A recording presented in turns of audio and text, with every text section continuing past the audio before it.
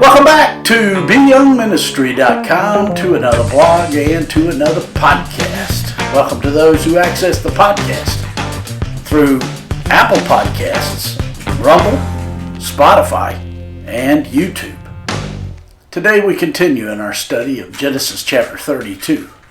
We're in verses 9 through 12, which reads, "Then Jacob said, O God of my father Abraham and God of my father Isaac, the Lord who said to me, Return to your country and to your family, and I will deal well with you. I am not worthy of the least of all the mercies and of all the truth which you have shown your servant. For I crossed over this Jordan with my staff, and now I have become two companies. Deliver me, I pray, for the hand of my brother from the hand of Esau, for I fear him, lest he come and attack me and the mother with the children. For you said, I will surely treat you well and make your descendants as the sand of the sea, which cannot be numbered for multitude." That's Genesis chapter 32, verses 9 through 12. Today we return to our study of Genesis 32, where Jacob, after all of his planning for the scary arrival of Esau, then turned to God in prayer. Jacob turned to God due to his fear of his brother. Prayer is talking to God, and it is something everyone can do.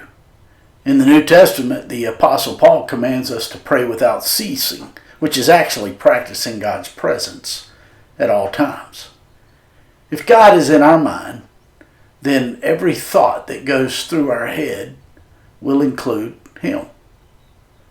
This is the goal of all of our prayers.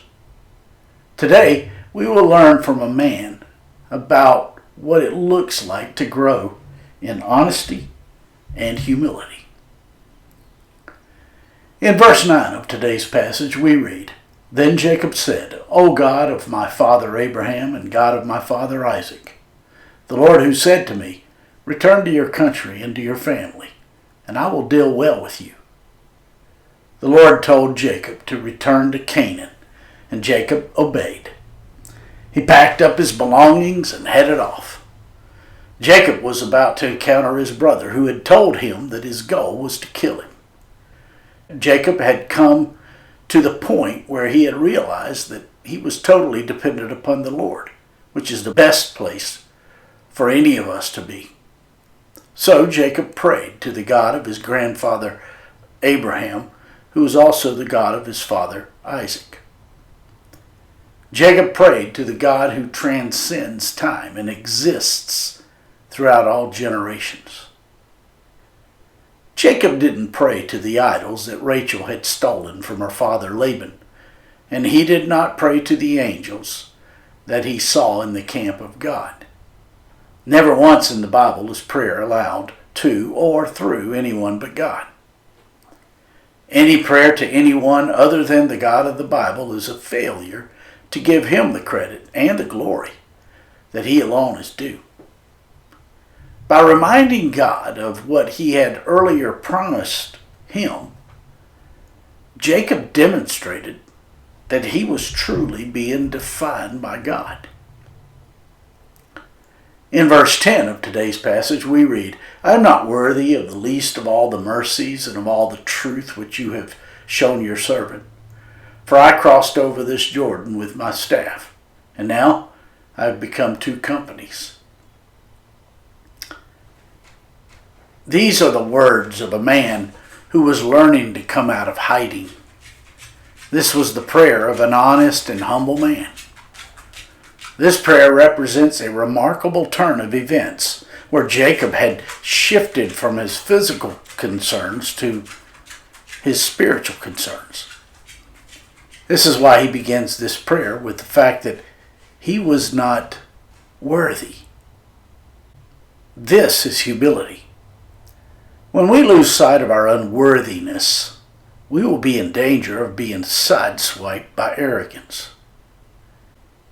And if we are being defined by our arrogance, it always will keep us from the Lord. Jacob based his plea to God upon two things: the mercies of God and the truth of God. The more we come to see the mercies of God, the more we will long to submit ourselves to Him and to obey Him, because it is His mercies that train us to trust Him. The word used for mercies means to supply forgiveness and compassion for past failures. Mercy is what God pours out upon us through the Lord Jesus Christ. Mercy is our only hope because there is nothing we have done or can do to make us acceptable before God. The mercy of God counters the fact that we deserve hell for our violent rebellion against God. Jacob appealed to the truth of God in this prayer. The Lord Jesus said of Himself, "I am the way, the truth, and the life." Truth is what God says it is. And despite the fact that many believe that they have their own truth, have yet to learn that the only truth comes from God, who has defined things as they are. Anything that deviates from what God says of something is a lie and is sin. Jacob appealed to God on the basis of truth because Jacob was being trained by God to be authentic and truthful.